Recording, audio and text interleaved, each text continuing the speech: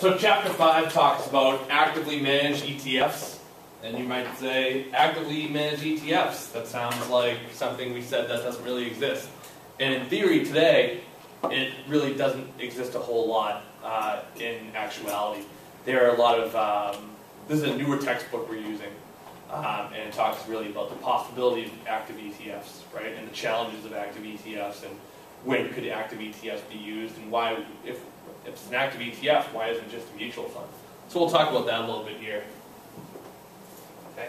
Actively managed ETFs have subjectively chosen securities, like a mutual fund.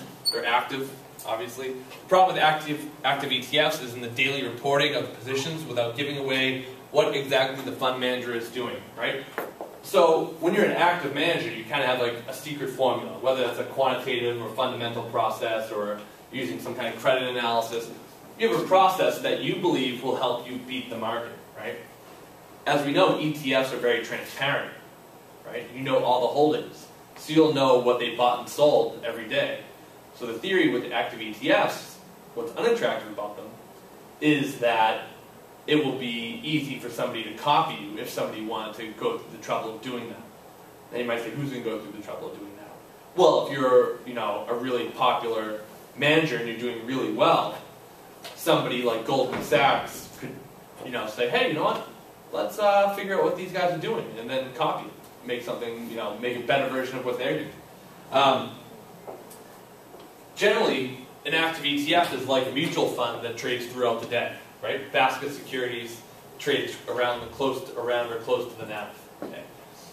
Today's active ETFs are mostly bond funds and are more likely to be active under today's regulations.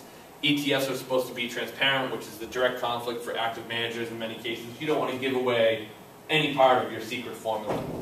Why are bond funds more likely to be ETFs? The reason is because the bond market is much more illiquid. So it's more difficult for somebody, once you've kind of bought your bonds, it's a lot more difficult for somebody to then go ahead and replicate what you've done. With stocks, on the other hand, stocks are super liquid. So it's easy to buy and sell and match anyone's position the next day. With bonds, they're not so liquid. Like when I bought my I mention my Netflix bonds every week, but it's my only bond investment. When I bought my Netflix bonds, it was really difficult for me to buy the Netflix bonds because I looked at in the morning, and the morning was like, all right, if you want to buy Netflix bonds, the minimum you have to buy is 15 grand worth of Netflix bonds. And guess what? Didn't want to spend 15 grand on Netflix bonds. So I waited a couple more hours. Then the minimum was 10 grand. And then I waited the next day, and then it was like, oh, the minimum is 2 grand, and I want to buy 5, so that works. So I'll buy 5 grand worth of Netflix bonds. So those kind of restrictions don't really occur in the equity market, where they do in the fixed income market, which makes it difficult to replicate. So it's easy to create an active ETF and make it transparent for a bond fund. Okay. The hypothetical benefits of an active ETF, obviously the possibility to outperform the market. It would still charge less than a typical mutual fund because you wouldn't have that cost structure that's in a mutual fund, like a call center and a sales team and things like that. No wait time on purchases. You buy the fund and that's it. They would be more tax efficient. They would be tax efficient like a mutual fund. They would still have the AP process, the arbitrage process, and you would get that flexibility. Okay. Disadvantages of the active ETF. As we've said a couple times in the last couple minutes, full disclosure. Everybody's going to know your entire portfolio. There could be large premiums or discounts. The APs are separate organizations, right? Who are the APs generally? We talked about this.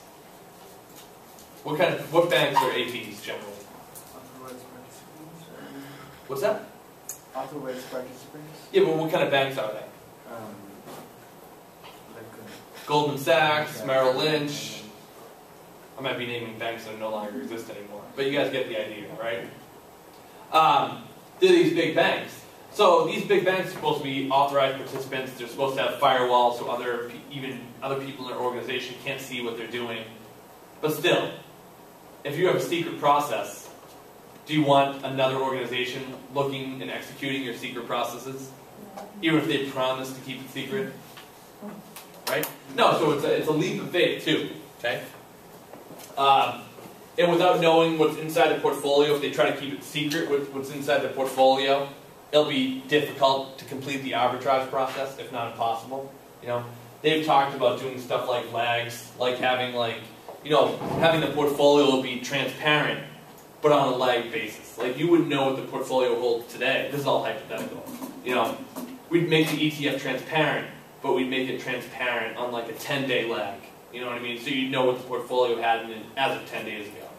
And as long as you're aware of what the prospectus is and what it's supposed to hold, the holdings shouldn't fluctuate dramatically, right? And that's it for the end of chapter 5 in the ETF book. It was a really small chapter. And again, it's hypothetical pretty much at this point.